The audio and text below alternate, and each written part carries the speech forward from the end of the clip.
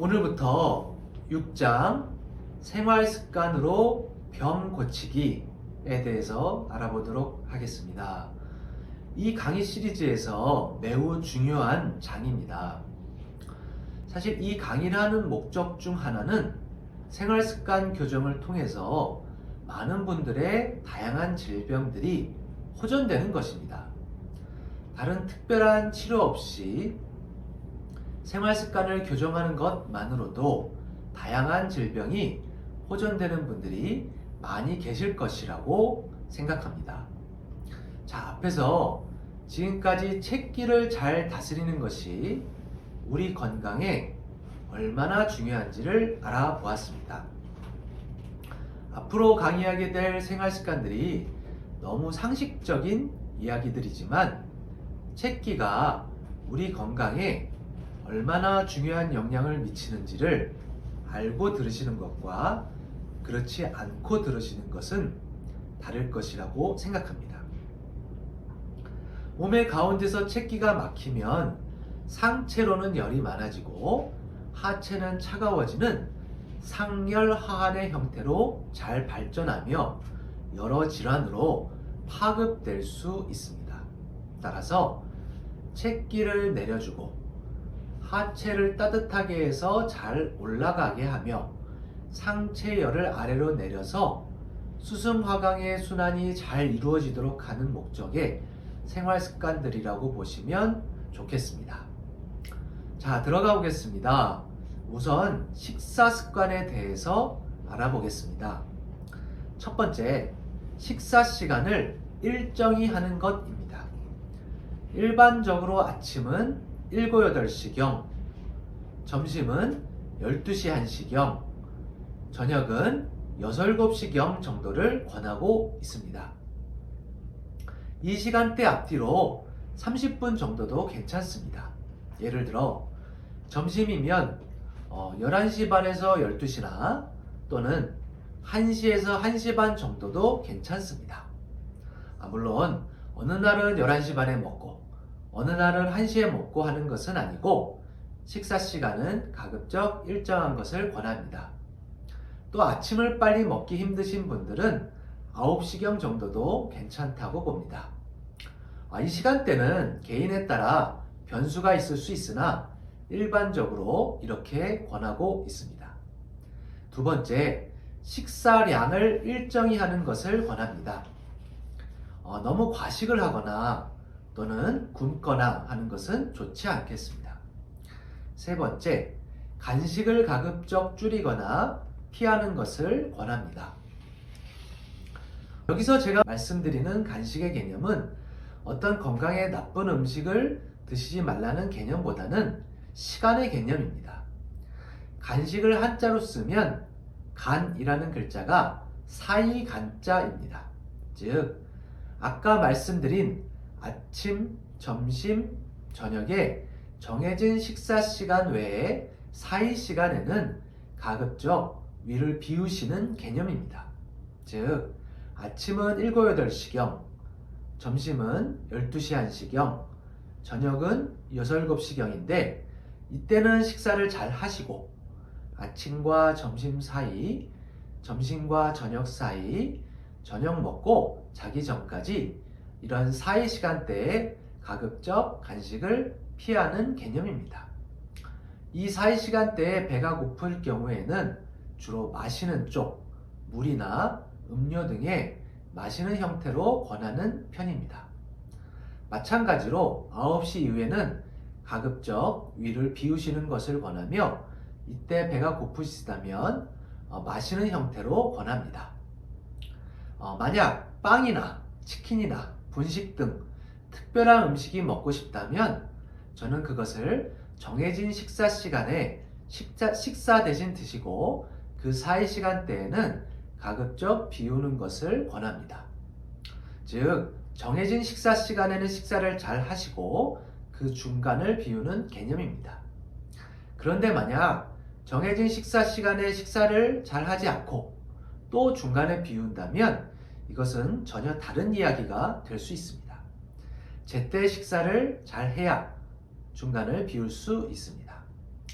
물론 너무 배가 고프거나 누구를 만나거나 특별한 상황에 간식을 먹을 수 있습니다. 저도 간식을 먹을 때가 있습니다. 또 환자에 따라 상황에 따라 일괄화하기 어려운 경우도 있습니다. 저혈당이 온다거나 기운이 너무 빠지는 분은 상황에 맞게 조절해야 할 수 있습니다. 그러나 너무 습관적으로 수시로 간식을 드시는 것이 원인이 되어 체기나 소화불량이 되는 분들이 많습니다. 일반적으로 간식을 너무 자주 하는 것은 소화기에 부담이 될 수 있다고 봅니다. 만성적이고 심한 소화불량으로 고민하시는 분들은 정해진 식사 시간에 식사를 잘 하시고 식사 시간 이외에 사이 시간에는 간식을 피해서 위를 비우는 시간을 갖는 것만 잘해도 좋은 효과를 보실 수 있는 분들이 많다고 봅니다. 그리고 간식을 줄이는 것에서 또 중요한 것은 야식을 피하는 것입니다. 과도한 야식은 많은 질환으로 연결될 수 있습니다. 일반적으로는 잠들기 3시간 전에는 위를 비우는 것을 권합니다. 저녁 식사 후에 야식을 참기 힘든 분들은 저녁 식사를 하고 바로 이를 닦아버리는 것도 야식을 피하는 한 방법이 될 수 있습니다.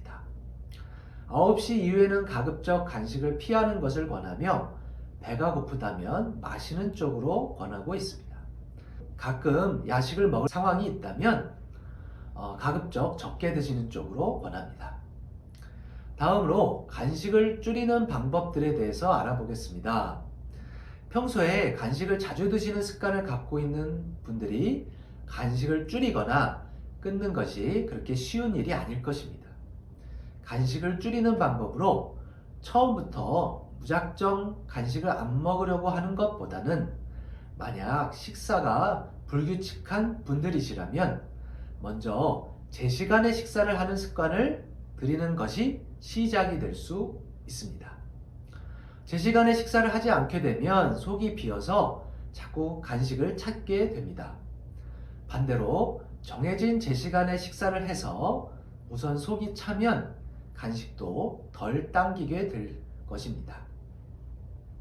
일정하게 정해진 식사 시간에 식사를 하는 것을 우선순위로 지키다 보면 그러면 간식도 줄어들 수 있다고 봅니다. 특히나 아침을 잘 안 드시는 분들은 아무래도 중간에 자꾸 간식을 할 가능성이 생길 수 있습니다.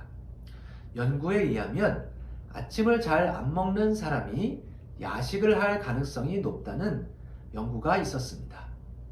아침을 안 먹게 되면 전반적인 식사량이 뒤쪽으로 몰려서 야식을 많이 먹을 수 있다고 생각합니다. 야식을 하고 잠을 자게 되면 아무래도 배가 차 있기 때문에 그 다음날 아침도 잘 먹고 싶지가 않아서 또 이것이 반복될 수 있습니다.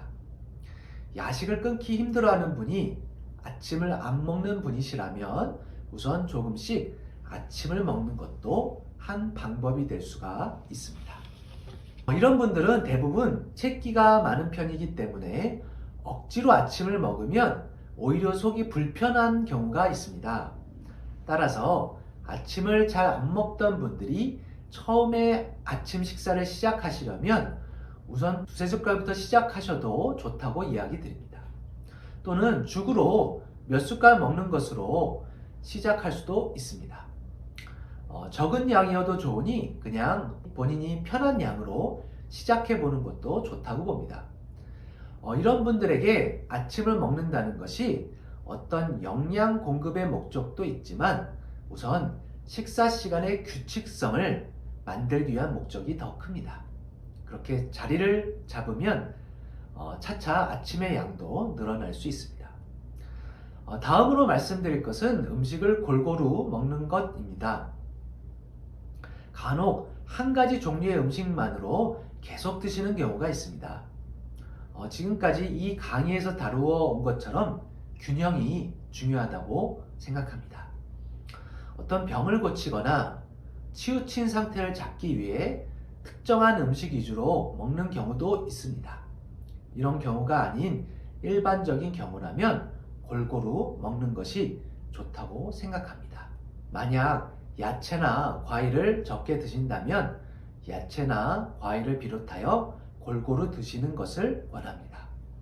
감사합니다.